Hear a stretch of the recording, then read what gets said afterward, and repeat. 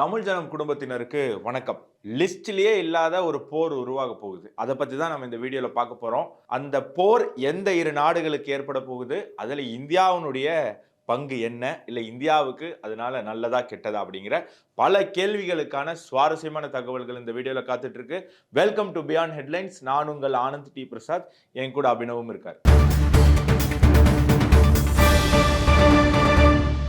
தொடர்ந்து நம்ம இந்த வீடியோ பார்க்கறதுக்கு முன்னாடி வழக்கமா பியாண்ட் ஹெட்லைன்ஸ்ல நம்ம சொல்றது தான், தமிழ் ஜனத்தை சப்ஸ்கிரைப் பண்ணாம நீங்க இந்த வீடியோ பார்த்துட்டு இருக்கீங்க அப்படின்னு சொன்னா உடனே நம்ம தமிழ் ஜனம் சேனலை சப்ஸ்கிரைப் பண்ணிட்டு பாருங்க. அப்பதான் இது போன்ற பல வீடியோக்கள் உங்களை நேரடியாக வந்து சேரும். ஸோ அந்த போர் எந்த நாடுகளுக்கு இடையே உருவாக போகுது அப்படின்னு பார்த்தா ரஷ்யா அண்ட் அசர்பைஜான். சமீப காலம் வரைக்கும் ரீசெண்டா இந்த ரெண்டு நாடுகளும் நட்பு நாடுகளாக தான் இருந்தது. ரொம்ப நெருக்கமாக இருந்தது, இணக்கமாக இருந்தது, அண்ணன் தம்பி போல பழகிட்டு இருந்தாங்க.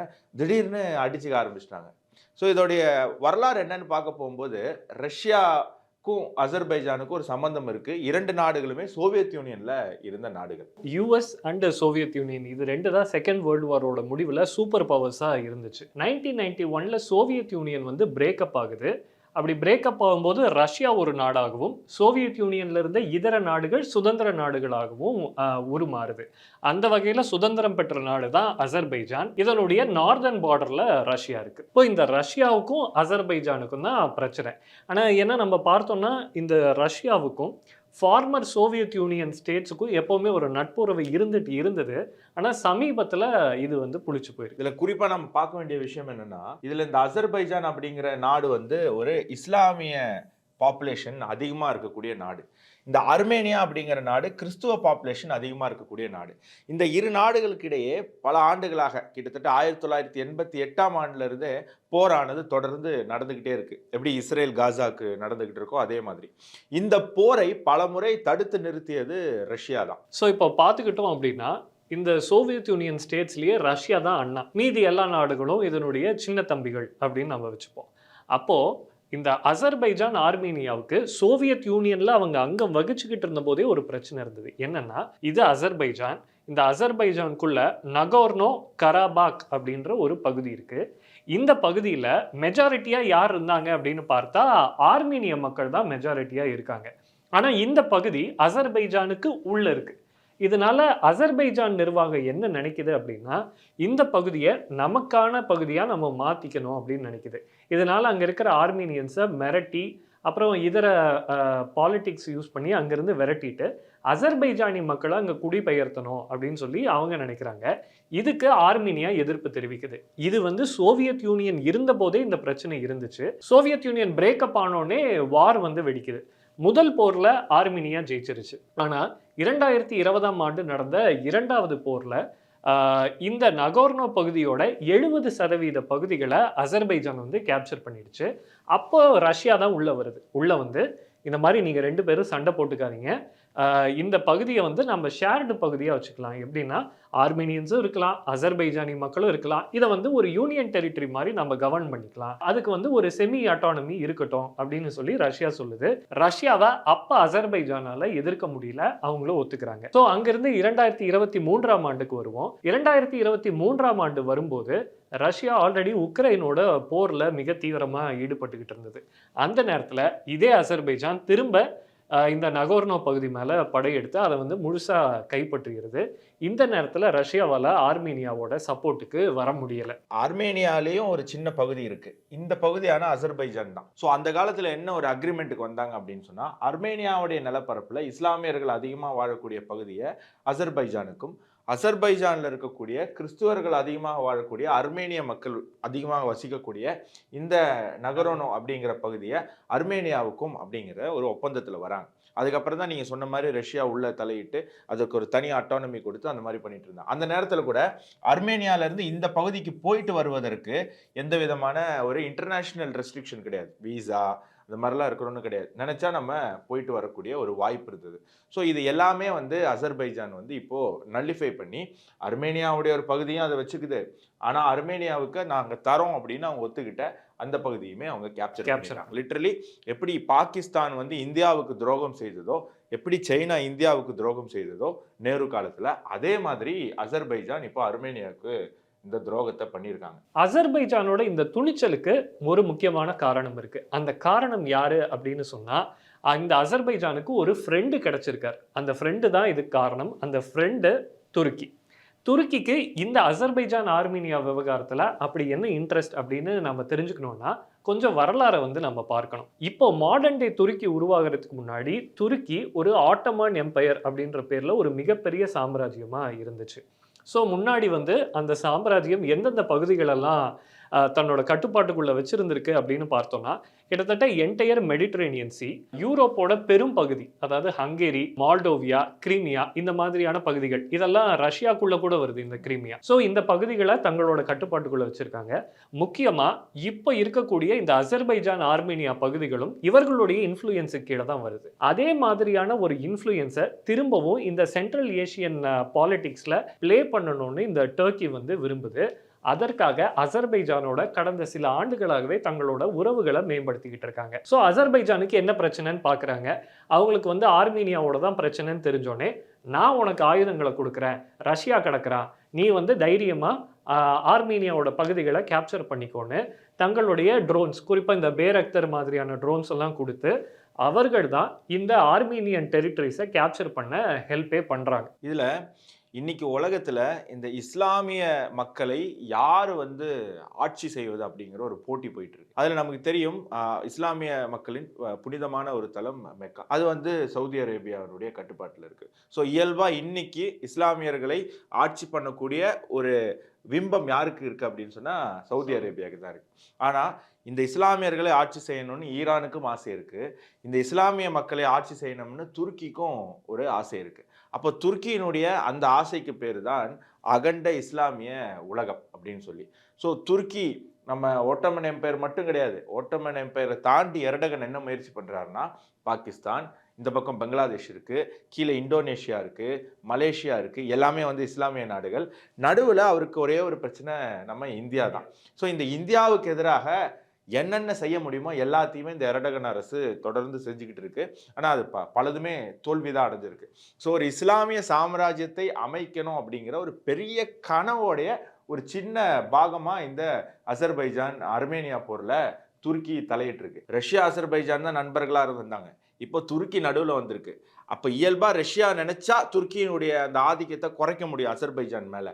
ஆனால் அது பண்ண முடியாத ஒரு கட்டத்துக்கு இன்னைக்கு ரஷ்யாவும் அசர்பைஜானும் போயிட்டாங்க. என்ன பார்க்குறோம், நாளுக்கு நாள் அசர்பைஜானில் இருக்கக்கூடிய ரஷ்ய மக்களை இவங்கெல்லாம் போதைக்கு அடிமையானவங்க, இவங்க போதையை வித்துட்டு இருக்காங்க, போதைப் பொருட்களை வந்து இங்கே வந்து எல்லாருக்கும் கொடுத்துட்டு இருக்காங்கன்னு சொல்லி நாளுக்கு நாள் நூற்றுக்கணக்கான ரஷ்யர்களை கைது பண்ணுறாங்க.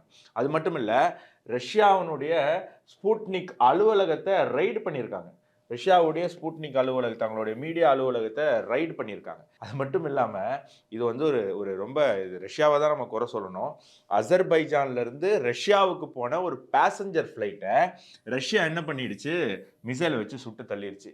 ஏன் அப்படின்னு கேட்டால், நாங்கள் அதாவது உக்ரைன்லேருந்து வந்த ட்ரோன்னு நினச்சிட்டோம் அப்படின்னு சொல்லி சுட்டு வீழ்த்திருக்காங்க. அதில் கிட்டத்தட்ட 38 பேர் இறந்து போயிருக்காங்க. கடந்த ஆண்டு டிசம்பர் மாதம் 25ஆம் தேதி இந்த சம்பவம் நடந்திருக்கு.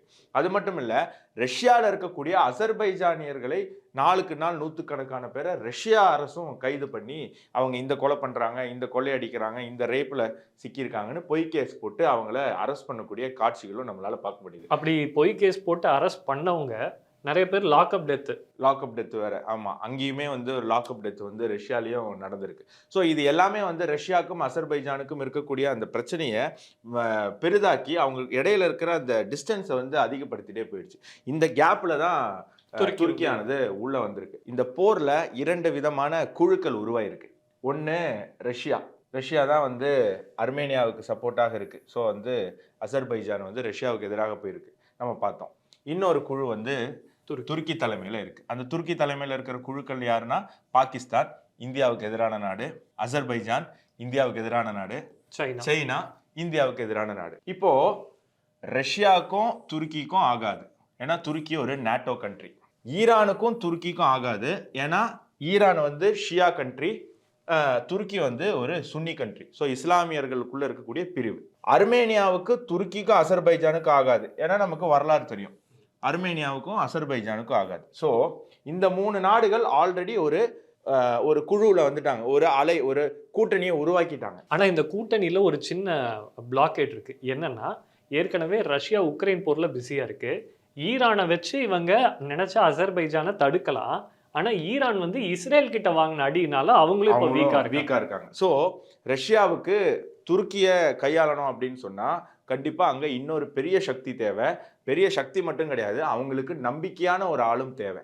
அப்பதான் அர்மேனியாவுக்கு அவங்களால உதவி பண்ண முடியும். பிரச்சனை வந்து அர்மேனியா வர்சஸ் அசர்பைஜான் தானே ரஷ்யா வர்சஸ் அசர்பைஜானா மாறி இருக்கு. அப்ப அந்த அர்மேனியாவுக்கு இப்ப ரஷ்யாவால உதவி பண்ண முடியாது. அப்போ ரஷ்யாவுக்கு அர்மேனியா உதவி பண்ண ரஷ்யாவுக்கு மிக நெருக்கமான நம்பிக்கையான ஒரு நாடு தேவை. அந்த நாடு தான் இந்தியா. ஸோ இந்தியா ஆல்ரெடி அர்மேனியாவுக்கு என்ன பண்ணுது, வெப்பன்ஸை சப்ளை பண்ணிக்கிட்டு இருக்கு. இந்தியா ஆல்ரெடி ஈரானோட நட்பு நாடாக இருக்கு. இந்தியா ஆல்ரெடி ரஷ்யாவோட நட்பு நாடாக இருக்கு. அது மட்டும் இல்ல, இந்த துருக்கிக்கு இன்னும் 2 எனிமி இருக்காங்க. யாரு? ஒன்னு கிரீஸ். என்ன பிரச்சனை? கடல் எல்லை. யாரு வந்து அந்த கடல், அந்த கிரீஸுக்கும் துருக்கிக்கும் நடுவில் இருக்கக்கூடிய அந்த கடலை யாரு வந்து கண்ட்ரோல்ல வச்சுக்கிறது அப்படிங்கிற ஒரு பிரச்சனை ஆல்ரெடி துருக்கிக்கும் கிரீஸுக்கும் இருக்கு. அது மட்டும் இல்ல, சைப்ரஸ் நாட்டுக்கு சமீபத்தில் மோடி போயிட்டு வந்தார். ஸோ சைப்ரஸ் நாட்டுக்கும் துருக்கிக்கு என்ன பிரச்சனை? பாதி சைப்ரஸ் நாட்டை துருக்கி ஆக்கிரமிச்சு வச்சிருக்கான். பாகிஸ்தான் எப்படி காஷ்மீர் ஆக்கிரமிச்சு வச்சிருக்கானோ அந்த மாதிரி பாதி நிலத்தை ஆக்கிரமிச்சு வச்சிருக்கான். ஸோ சைப்ரஸுக்கும் துருக்கி ஆகாது. ஆனால் கிரீஸுக்கும் சைப்ரஸுக்கும் ரஷ்யா ஆகாது. ஏன்னா கிரீஸ் நாட்டோ கண்ட்ரி, சைப்ரஸுக்கும் ரஷ்யாவுக்கும் ஒன்றும் பெரிய உறவு கிடையாது. பட் ஆனால் இவங்க 2 பேரும் துருக்கிக்கு எதிரானவங்க. ஸோ துருக்கிக்கு எதிராக இருக்கக்கூடிய நாடுகளை இந்த சண்டையில ரஷ்யா பக்கம் வைக்கணும் அப்படின்னு சொன்னா ரஷ்யாவுக்கு இந்தியாவுடைய உதவி மிக முக்கியம் அப்படிங்கிறது நமக்கு தெரிய வருது. ஸோ இதுல இந்தியா எப்படி பயன்படுது? இந்தியாவுடைய ஆயுத ஏற்றுமதிகள் அதிகமாக இருக்கு. அர்மேனியா நாட்டுக்கு இதுவரைக்குமே 16,700 கோடிக்கான ஆயுதங்களை நம்ம ஏற்றுமதி பண்ணியிருக்கோம். கிரீஸ் நாட்டுடன் 12,000 கோடிக்கு உட்பட்ட ஒரு ஆயுத ஒப்பந்தத்தை நம்ம வந்து கிட்டத்தட்ட முடிச்சு கையெழுத்திட போறோம். சைப்ரஸ் நாட்டுக்கு சமீபத்தில் மோடி போயிருந்தாரு. என்ன சொல்றாங்க? 1000 கோடிக்கு மேல அவங்க நம்ம கிட்ட இருந்து ட்ரோன்களும் ஆயுதங்களையும் வாங்கறதுக்கான ஒப்பந்தத்தை உறுதி செய்ய போறாங்க, கையெழுத்திட போறாங்க அப்படின்னு சொல்லி. ஸோ நம்மளுடைய ஆயுத ஏற்றுமதி உயருது. ஆனா இதுல நமக்கு முக்கியமான லாபம் அது கிடையாது. இந்த அசர்பைஜான் ரஷ்யா போறதுனால நமக்கு ஏற்பட போற முக்கியமான லாபம் ஒன்னு சுக்காய் 57, இன்னொன்னு சுக்காய் 35. ஏற்கனவே இந்த ஆப்போசிட் பார்ட்டியில சைனா இருக்கு. ஸோ இந்தியாவை வந்து இந்த கூட்டணிக்குள்ள வலிமையா வச்சுக்கணும்னா சைனாவுக்கு எதிராக இந்தியாவை வலிமைப்படுத்துறது அவசியம். அதைத்தான் ரஷ்யா செய்யணும்னு நினைக்குது.